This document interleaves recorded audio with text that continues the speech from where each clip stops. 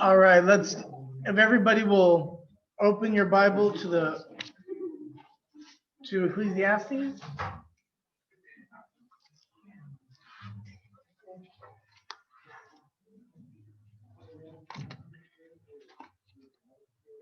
All right, so we got 3 more lessons in this series. Today we're going to talk about the heart and what Solomon means when he talks about the heart.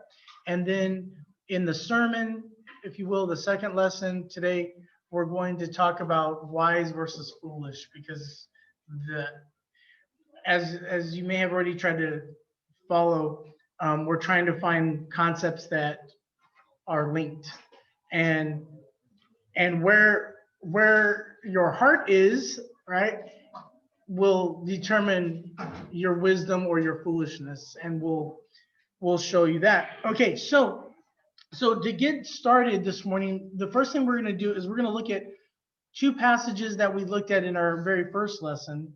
So go to chapter 1. Go to chapter 1.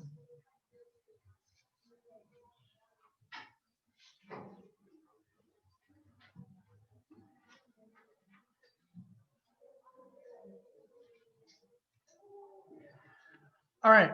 And to get us started, look at the beginning of verse 16 and tell me what phrase you have at the beginning of verse 16.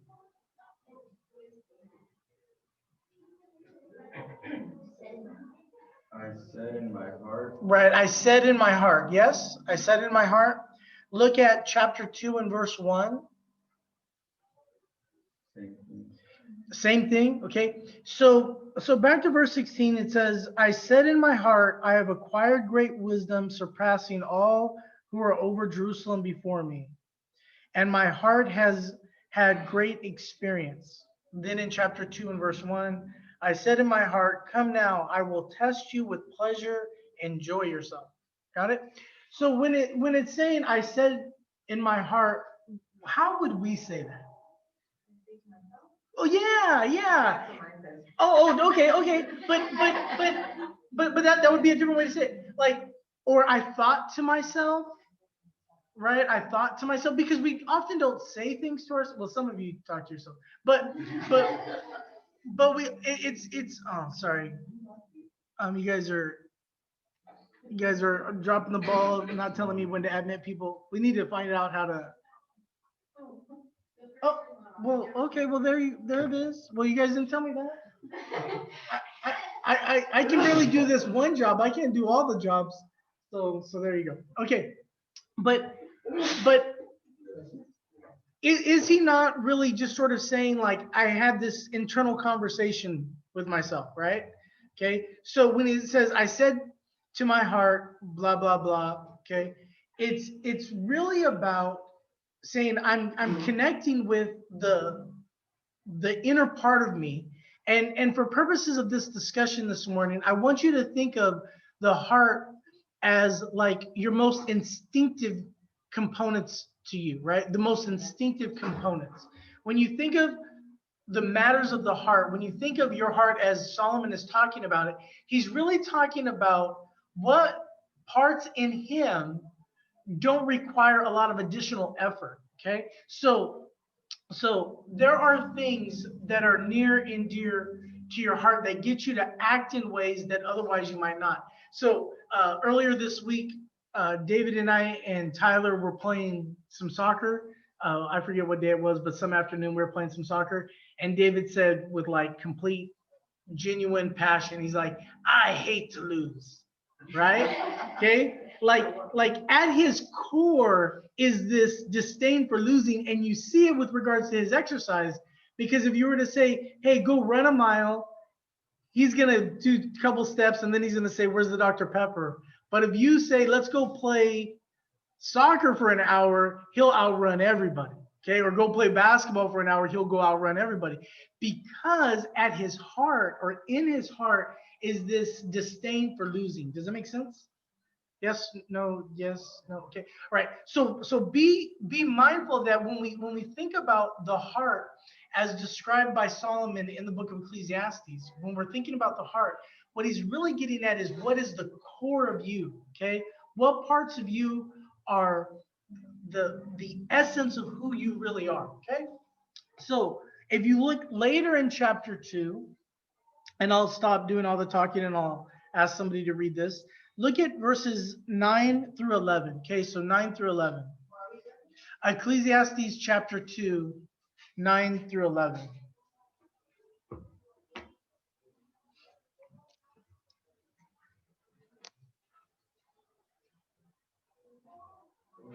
Please, yes, somebody. Became greater by far than anyone in Jerusalem before me. In all this, my wisdom stayed with me. I denied myself nothing my eyes desired. I refused my heart no pleasure. My heart took delight with all my labors, and this was a reward for all my toil. Yet when I surveyed all that my hands had done, and what I had toiled to achieve, everything was meaningless, a chasing after the wind. Nothing was gained under the sun. All right, so in verse 10, when he says, and pick your translation exactly, but I kept my heart from no pleasure. My heart found pleasure in all my toil. Find a different way of, like, take the word heart out, and what words could you replace heart with?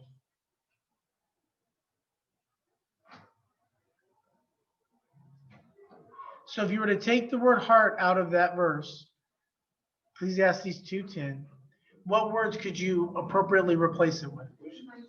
What? Wishes? Okay, myself. What? Wishes? Okay, Roger, can I change your wishes for desires? Yeah. Okay, because that's essentially like look.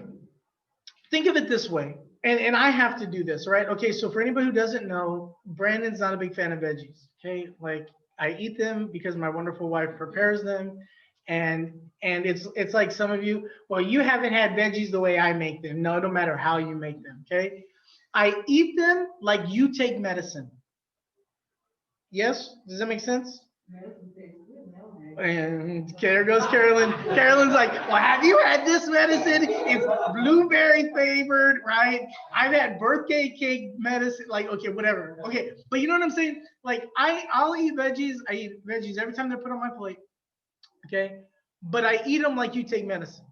Okay, I do. I'm getting a look from Christine like I do. Every time they're on the plate, do I ever ask for them? No, but I eat them when they're there. Okay, but watch me. I have to like go through a mental exercise to get myself to eat vegetables. Like I have to like pump myself up for it. Like you can do it. You can do it. Okay. It is not the same with regards to Reese's peanut butter cups. I'm down for Reese's peanut butter cups 24/7. Like I'm always down for Reese's peanut butter cups. Amen. You guys get this? Okay. Like they're served up. I'm ready. Okay. Morning, night, hungry, full, doesn't matter. I'm always ready for that. That's sort of what he's getting at. Yes. Right. Like basically what he's saying here is, and I'm not retelling the first lesson in this series, but just because it's important to this idea of the heart. What he's saying is, I let myself do whatever myself wanted to do. Got it? Whatever my wishes were or my desires are, whatever they were, I stopped questioning them. Okay? It's like, when it's your birthday and you go out to eat and you don't even worry about the price of what you're about to order or how many calories. You're just like, it's my birthday. I'm just going, whatever I want, I'm gonna have it. Yes? Okay? Well, that's what he's saying. And we need to come to grips with that, because when we talk, especially when we talk about wisdom versus foolishness, which will interlock a little bit in this lesson, but when you think about it, part of wisdom is restraining the desires of your heart. Okay? Part of wisdom is not just saying whatever comes to your mind whenever it comes to your mind and just blurting stuff out. Part of wisdom is holding back that thing that instinctively you want to do, right? And like for me, and I've shared this, but like there's a fighter in me. Like that's sort of at my core where I'm at. Like you push me, I'm gonna push you back, right? Okay. And I have to restrain that as a Christian trying to act wisely. Does that make sense? Right? Okay. So like there is this in you that is in your heart, right? That is part of yourself, okay? That you have to put in check at times if you're going to live wisely. Make sense or doesn't make sense? Okay. So that's why we're connecting these two lessons, is because part of the reason why we struggle with wisdom is we struggle with wisdom because often the wise thing to do is contrary to what your heart wants you to do. Okay. All right. Okay. So we get this. So the end of chapter 1, the beginning of chapter 2, what you see is, for a time Solomon just said, I'm going to do whatever my heart wants. I want to build big houses. I'm going to build big houses. I'm going to go chase ladies. I'm going to go chase ladies. I'm just going to do whatever my heart wants without restraint. And then he went and did that. And then, as we'll talk about next week, he concluded what? It was meaningless. All right. Very good. All right. So we're going to spend the rest of our time in chapter 7. The rest of our time this morning is going to be spent in chapter 7. And, you know, I'm a wisdom seeker, right? Like I love insight. I love intelligence. I love things that are like, oh, wow, okay, that unlocks a mystery. That's why this happens, or that's why that happens. And what we're about to look at in chapter 7 gives me goosebumps, okay? Because it's so like mind-blowingly insightful that it gives me goosebumps, okay? So, all right. Chapter 7, we're just going to look at verses 4 through 9. If somebody will read Ecclesiastes 7, 4 through 9. Okay?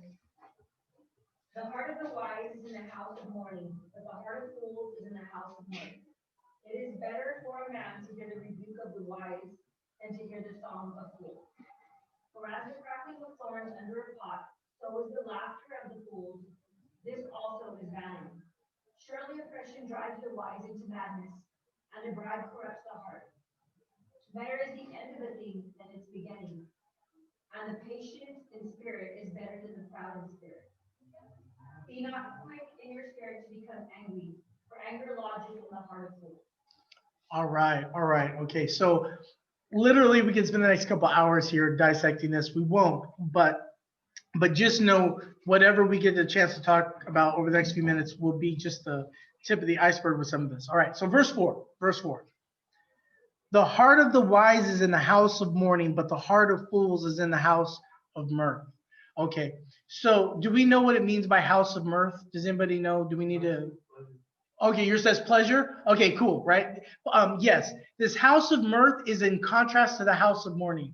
So basically it's saying the wise person is where? Huh? In the house of mourning, okay? And we're going to come back to that. The foolish person is, where are they? House of pleasure or laughter, okay? So number one, doesn't that seem like odd?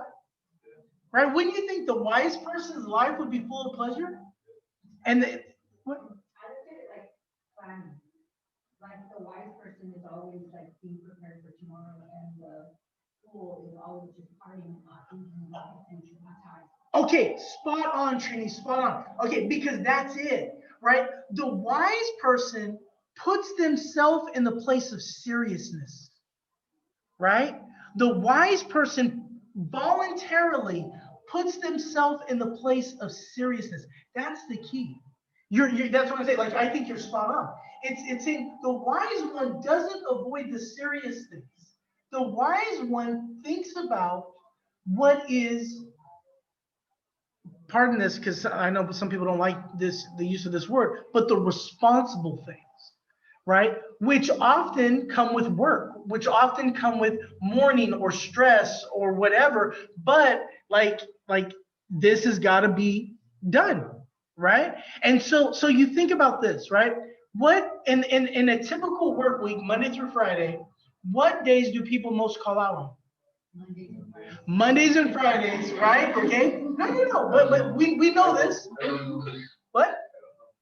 Okay. Well, I'll tell you. I'll tell you. I can't answer that question. Yeah. I'll tell you. As a boss, I can tell you, Mondays and Fridays are when people call out, right? And I remember one time somebody asked me, they said, "Hey, let's go to this place on Monday, whatever." And I'm like, "No, I got to go to work." And they said, "Oh, just call in." And I said, "That's why I'm the boss." Right? Because people avoid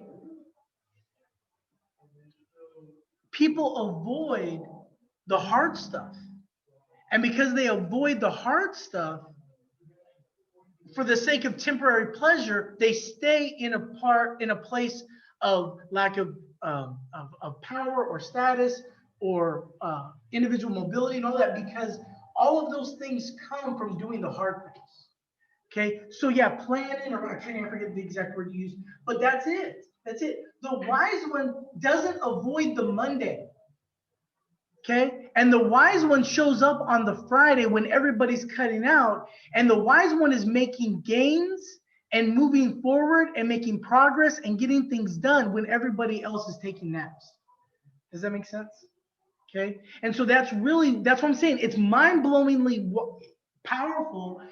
Again, sort of gives you goosebumps, because here's what I encourage everybody to do with the book of Proverbs, with the book of Ecclesiastes, is test it out. Test it out, right? Test it out and find whether or not this is actually true. And I find over and over again, this is actually true, right? In pursuit of pleasure at all times, the fool ends up in heartache, right? So let's go back to my first example. I already told you, I hate eating vegetables, but I eat them because for me, it's like taking medicine. And because of that, I don't have to take medicine. Does that make sense, or does that not? You get me? Like, you take care of your body in a healthy way, then you don't have to have some doctor prescribe you something to take care of you because you took care of it on the front end, right? But when we don't want to go to the house of mourning, right? We don't want to go to the place. We don't want to do the hard things. We don't want to, like I say, every man should sweat every day. Like, you don't want to do that. So then you end up, I'm sorry, sir, you got to take this medication because, right? Okay. So we try to spend our lives in a place of pleasure. And in doing that, we actually create all these downsides to it. But the wise one voluntarily puts themselves in the house of pain. Okay. They put themselves in the place of burden and discomfort, knowing that temporary burden and discomfort will literally put them in a better place later on. Comments or questions before we move deeper into this text? Okay. All right. So, yes, Renee. Too many categories in your life where you'll rank yourself in the house in the morning, but then you will in other areas you're like, no, I ain't gonna do the morning. I'm gonna stick over here. It's easier, it's funner over here. Whether it's work or it's in eating or in just in overall pleasure. Yeah. Like depending on how you spend your money. Couldn't say it better myself. For anybody who didn't hear that, or even just for the recording sake, what Renee said is there's so many. I don't think you used the word category. Maybe you did, but so many aspects, so many categories of our life. And what we find when we're honest with ourselves, and Renee's statement was incredibly wise, is you may be willing to grind it out in some areas of your life, but not in others. Yes, and so there's actually some who teach this, and I think it's wise to do, is imagine your life as like this big circle, like on I don't know, Wheel of Fortune or something. I'm trying to think where like there's this big circle that is your life, and there's these various aspects. There's your family life, your work life, your social life, your health. There's all these things, right? Your learning pieces, and some work really, really hard, right? Like I've been made aware of the people that they work really hard, then they party really hard. Yeah. Like they're super disciplined. They get up, they work really hard. Then they go and drink all the money that they made. You know, right? Then it's like party, party, party. I worked hard, then I partied hard. Well, okay, so you're disciplined and wise in one way, but then you overdo it in another way. And sometimes those people, the work hard, party hard people, actually are out of balance on both, right? But yeah, like I apply some of these valuable traits in some cases and then totally abandon them in other cases. Yeah, right. And so then the remedy to that is to look at your life, as Solomon would say, from a balanced perspective. From a balanced perspective. So watch, let me give you an easy example. Excessive napping is seen as the behavior of the lazy. However, science has shown a power nap here and there energizes you really, in some cases, more than a whole night's sleep. Okay, right? And so there's times when even the hard worker should take a nap. Yes? I'll answer my own question. Yes. Yeah. Right? Okay. But if you nap all the time, okay, or you wake up at noon to start your day, that's probably not in balance. Okay, right?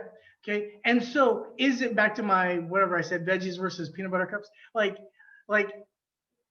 veggies should be the core, but having a peanut butter cup every once in a while ain't that bad, right? Okay. Yes.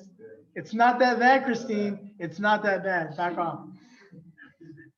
No. Okay. But it's truly looking at your life in balance. I'm going to say one other thing because I really appreciate where Renee took this conversation.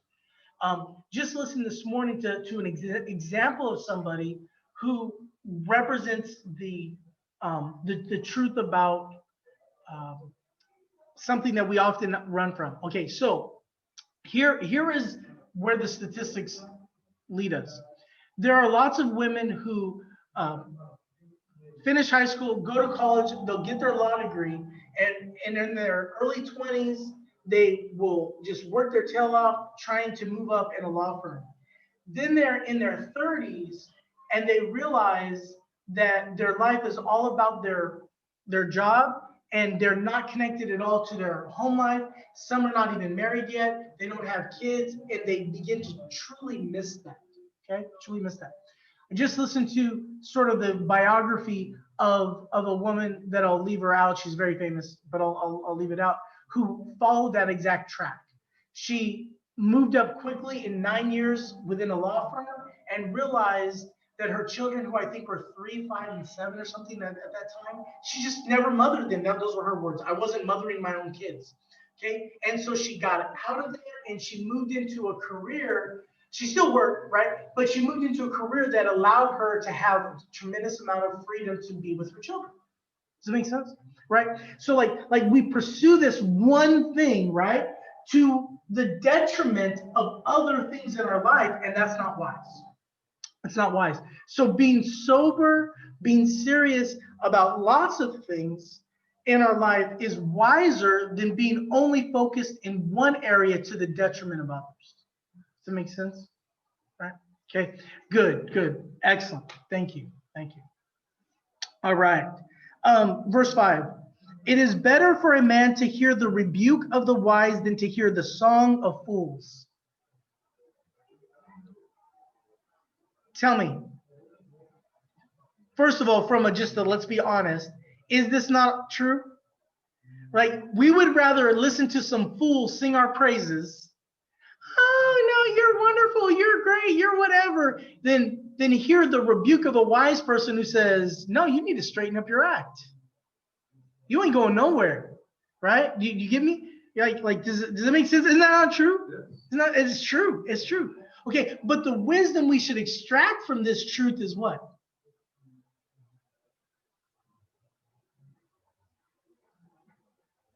What should we extract from? So the reality is we often like to hear someone sing our praises even if they don't know what they're talking about, right? as opposed to hearing the loving criticism of somebody who actually knows better and cares about us. Okay, but back to the verse. It is better for a man to hear the rebuke of the wise. So what is the wisdom we should extract from this? Yeah, to seek it out and don't brush it off when somebody gives us something that is constructive, even if it hurts, right? Listen to it. We'll go Christine and Tree. It also tells us to be careful who we spend most of our time with. Like, if we're spending most of our time with people who are encouraging us to not be serious, then we won't be. But if we pick friends that encourage us to be better, like the idea of iron sharpening iron, well, then we're gonna grow. Yeah, you can't live your life around fools and then expect to live wise, right? And so, yeah, so it certainly should make us think about our circle, because sometimes, and here's the reality, and I'm gonna give this to you, you can do what you want with it, but we often intentionally put ourselves around fools who will sing our praises, because then we don't have to try. Because the moment you put yourself around not the chickens but the eagles will expose where you are slacking, and then you have to step it up, and you don't want to step it up, so you just put yourself around the chickens and hang out with the chickens because they're just pooping around everywhere, you know? Okay, Trini. Well, I think sometimes, I mean, a lot of times you already know some of the things you're doing and the way you're acting is not how you should, the things you should be doing. So, I mean, it doesn't matter when you hang out with that one, because to me, it just seems like you know when you're not in the right place and when you're doing things that are not what you should be doing. Yeah, and that is what is okay. See, this is why I wish everything was a Bible study. because all of this right here, right? Okay, so even if you were around fools, and you know they're just blowing smoke or whatever the phrase might be, right? Because in your heart you already know that you're not living up to what you should be living up to, right? Like, you know it. And that is, look, this is something that is so interesting about how people teach self-esteem now, because, and it's not like yesterday they started doing this, it started in the 80s, but this idea that just talk nice to everybody all the time because that'll help their self-esteem. No, you are never helping somebody by lying to them. Okay. And the fact of the matter is, and I believe this to my core, is most people know that you're just sort of lying to them because they already know that they're not living up to that. What they, and I've said this as a preacher, right? When I teach some lesson and it's like, that was whack. That was horrible. Brandon, what in the world are you doing? And somebody comes along, oh, that was great. I appreciate them. I'm thinking, oh, okay, very sweet of you. You're so polite, right? But then the truth of this is also the flip side. When you know you've done right, and somebody it comes along critical, because the fool can often come along in a critical way about it, right? You can stand strong knowing that you did what was right. But your internal voices are there, and yet at times still, and you see this with David and Nathan. You guys remember when the prophet Nathan approached David about his affair with Bathsheba, right? Okay, so did David have a good heart? He did, right? I mean, that's why he's picked to be king, because he's a man after God's own heart. Okay, but did he need somebody to come put him in check a little bit? He needed, yeah, right, because he hadn't done that. And yet once Nathan came and did that whole, David, let me tell you about a man who had a lamb, just one little baby lamb, and he loved that baby lamb. And there was this dude who was super rich. And yet when he had guests come over, he killed that one dude's lamb in order to feed his guests. And David was angry, right? Like, who is this guy? And he's like, David, that's you. And then David just all hit him. Like, I am that. I am that. Because is it possible, even though our internal voice is saying some things to us, that we can be slipping farther away than what we even realize, right? It's why we don't want to get on the scale, amen, right here sometimes, because it's like you don't even know what, because it's about to tell you some truth, right? What? As long as they made me all whatever, whatever, right? Exactly. It's like breathe, exhale, poop, button, got it. Let's go. It's also true too, so sometimes Yeah. Except they know what's best. In all reality, you shouldn't be putting in their 2 cents. Oh, amen, amen. And so yes, that's what yes, I'm so with that. Like you get the person who's foolishly offering offering you criticism, sometimes in part because you're shaming them by what you're doing, like you're actually doing what they should be doing, and so they'll criticize that. Or again, they just don't know what they're talking about, and so they're coming at you. And that is why there's two things, and I've said this before, but I just encourage you to consider it and then test it. Who do you get advice from? Who do you get advice from? Number one, you get advice from somebody who knows what in the world they're talking about. Okay, to me, that's the most important thing. And then number two, that goes with that in the perfect situation, is somebody who cares about you. Number one is somebody who knows what they're talking about, and number two is somebody who cares about you. But if I have to give up one of those two criteria, it would be somebody who cares about you. Stop listening to people who don't know what they're talking about, right? And it's such a dangerous thing, because somebody cares about you, but they don't know what they're talking about. They don't know at all what they're talking about, and we listen to them because they care. But if you care but you don't know, then you should just shut up. And if you really care and you don't know, what you should do is say, here, go find somebody who knows, right? Go find somebody who knows. Because yeah, we'll listen to the critique of fools sometimes, and the foolish piece of the critique is that they don't know. They don't know, right? Excellent, excellent. All right. Continuing on, verse 6.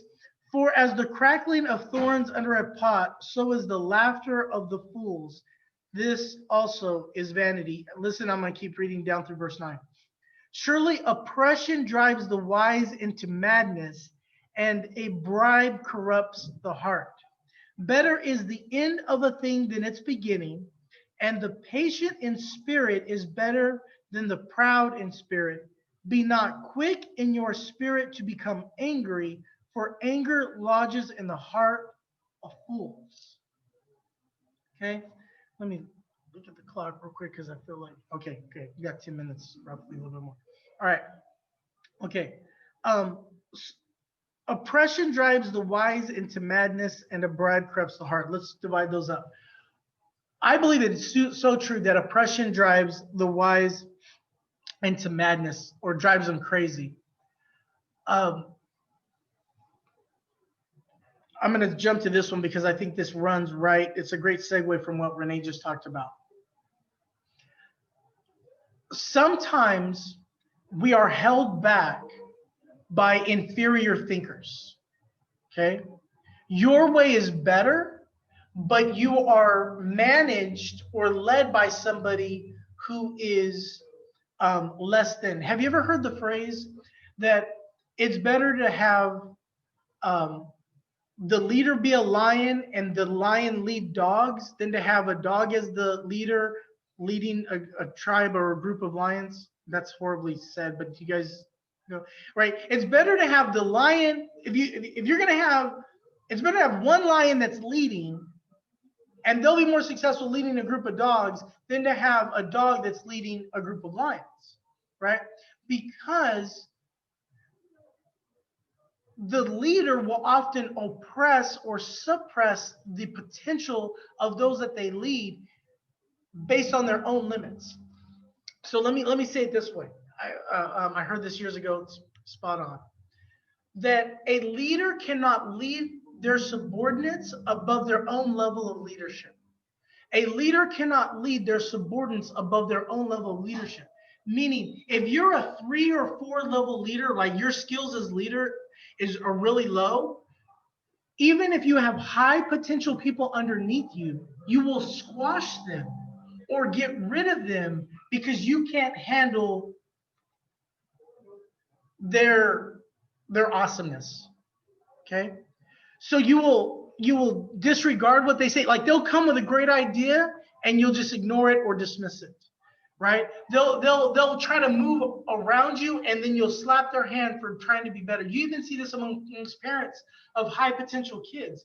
They will literally suppress the potential in their own children because they don't want to be made to look bad or be shown to be less than. Okay, does it make sense? Okay, and so yeah, the oppression of the wise drives them crazy. Revolutions, stay with me on this. Revolutions are not, you go back and study the history of revolutions. Revolutions are not conducted by the lazy or the stupid. Revolutions are led, what? I don't know about these recent revolutions. But they're not. I know, but they're not. No. But I say that to say they're. Well, no, Trini, you're spot on. But it won't work. It won't work because to truly revolt requires individual sacrifice, and that individual sacrifice is only going to go as far as your your commitment to a cause. And what you have right now is a bunch of often young punks who feel like they got a free pass to act the fool. You know, I just saw a video yesterday of a protest of some sort in some way, and one guy, I don't know if you guys have seen this video yet, but he puts his arm around this guy who wasn't supposed to be there, and he says, "Look, hey, like everybody back off. This guy's cool." And he puts his arm around him like, "Leave him alone. I'm gonna walk him through." And yeah, he's gonna leave right now, but like I'm with him. Back off. And they just busted this dude up. Like the guy who's with the crowd, right? He's actually being wise and whatever, and they're doing that. But they wouldn't do that if there was true pushback on them. It's because it's easy. Because if I can punch you in the face and there's no recourse, I'm gonna punch you in the face. I mean, like that's. But if you look at, I mean, even it's that time, right? But even like if you look, just an easy one that most people are familiar with, the American Revolution.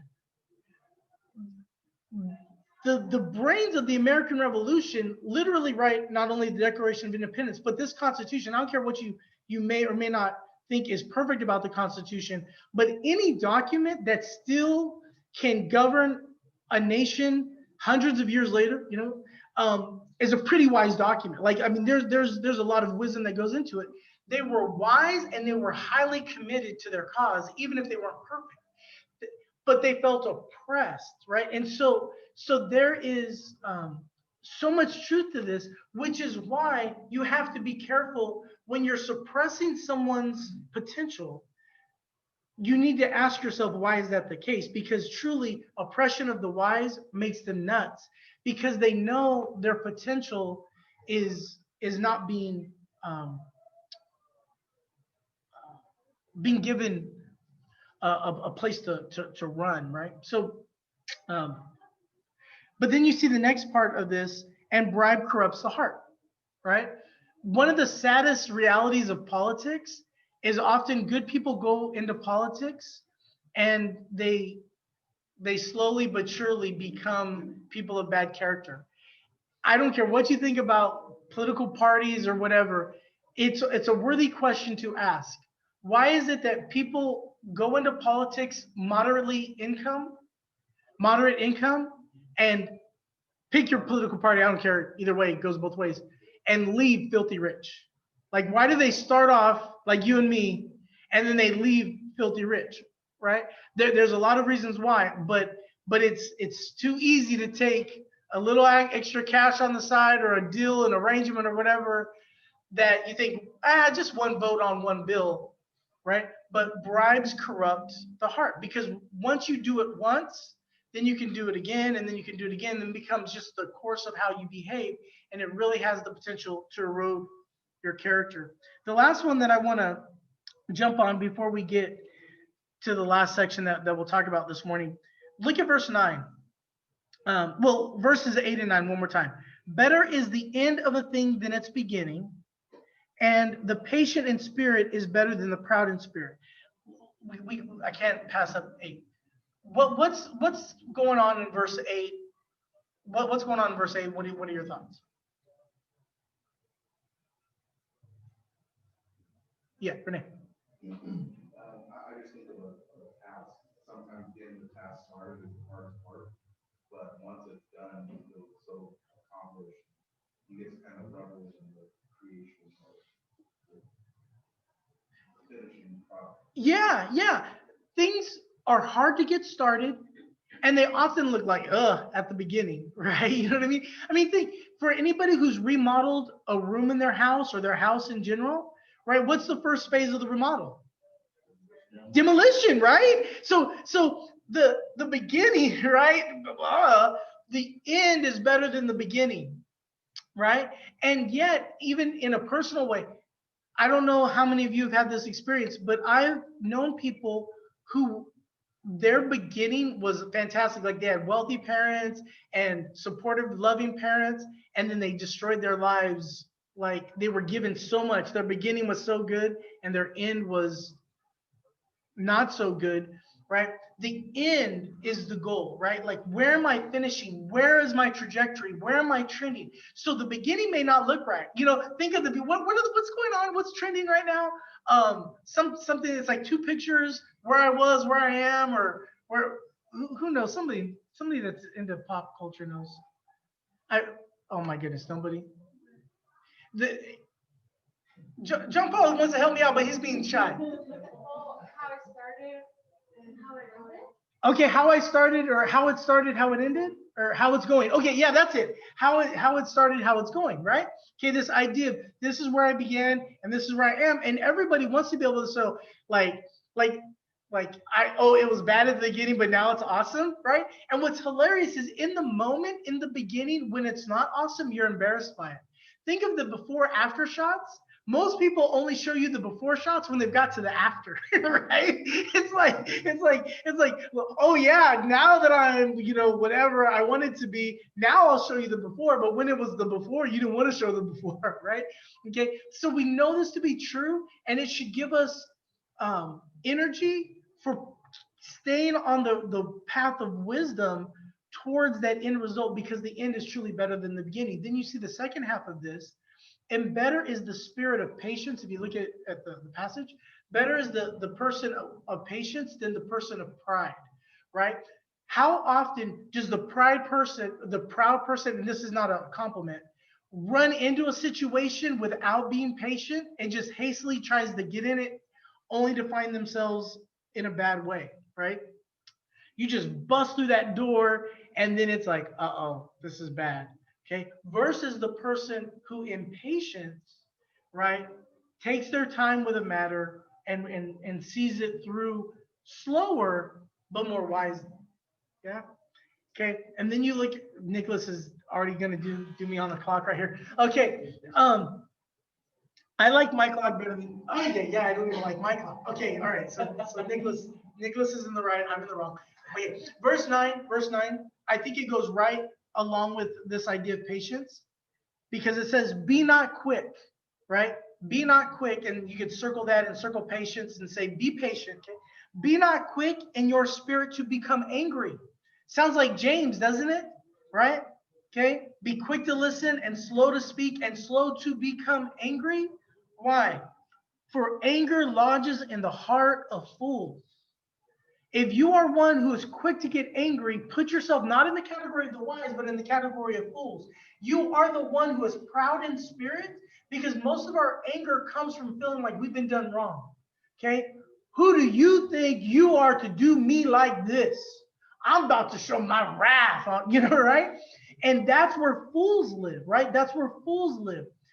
Wise people think it through. They listen more, and they listen some more, and they listen some more, and they don't just respond in anger. They don't just respond in this sort of foolish, quick, yet not thought through way. And so if you take verse 8 and you link it up to verse 9, you get this idea, right? That I need to be patient with the process. And I need to not be proud into thinking, right? Like, how many times could things be better if you just said, you know what? You're right. I didn't see that at the beginning, but now I see. Okay, here we go. But our pride will often prevent us from doing that. And so we will connect ourselves to a thing that is bad, and we ain't going to get off of it, because to get off of that bad thing is to have to admit that we were on a bad thing. you know, and it would require us to say that we were sorry and we were wrong. Maybe I shouldn't have gone on that. Okay. Nicholas, man, Nicholas is working now, so he understands the clock, and he's like, Brandon, stick to the clock. Okay, but I got to give you 21 and 22.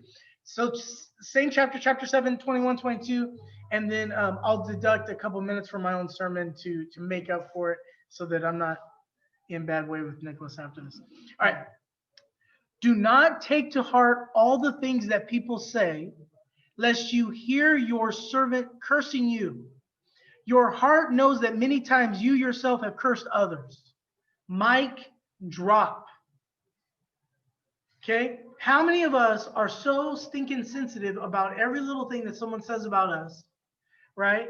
And yet then, in our hypocritical selves, we'll turn around and criticize other people. Stop being so sensitive about what somebody may say about you. Which is why, and remember I told you, I loved my son when he was talking about they have this cyberbullying training in school. And he's like, Dad, why don't they just teach people to ignore some things? I'm like, amen, son. But amen. Stop being so sensitive about everything that somebody says that you may not like, even if it's said about you. Okay? Because even you yourself have said things about other people that you hope they never hear that you said. Like, stop looking for offense. Stop looking to have, oh, I think they meant something bad about me. Let's fight, right? Let it go. Don't think every time somebody says something that you gotta, oh, you can't say that about me. I couldn't. And you're hearing this from somebody who has the heart of a fighter. I've never once walked away from a fight thinking that I couldn't have won it. Okay? Right? You can walk away and you can ignore it, not because you didn't hear it, and not because you don't think you got a way to, like, I'm gonna tell them something. You don't walk away from it or dismiss it because you didn't have something to counter it with, but you walked away from it because it's foolish to just spend your whole life fighting everybody who says something a little critical about you. So don't be like, sometimes you need to just put the plugs in the ears and go, yeah, I know they're probably out there talking mess about me. Okay, well, I'll let God handle that, and I'm gonna move on about my life. I remember early on, and this is, I'll be done. Look, close the Bible, okay? I remember early on as a program director, you have all this staff, and then you'd have these people who were like the good little angels, and they'd come into the office and they'd say, Brandon, I just need to tell you what I'm hearing about you. And this is what people are saying. Now, I'm not saying it, but this is what people are saying, okay? And then I would tell them, here's what I need you to do. Go tell those people who are saying it to grow a spine and have them come in and talk to me themselves. Or I'm just going to ignore everything that you're saying and that they're saying. Because I can't run an operation and spend all day long going out there saying, are you talking smack about me? Are you talking smack? Or are you talking? Okay. You got to grow some thicker skin and say, yeah, people are probably out there saying stuff. And, okay, me and God, we got this, and we're just going to keep pushing forward. And we're going to let the people who want to say whatever. And you know what, being honest, shoot, they're Raider fans. I talk mess about them too. Okay, all right, we're out. We're done.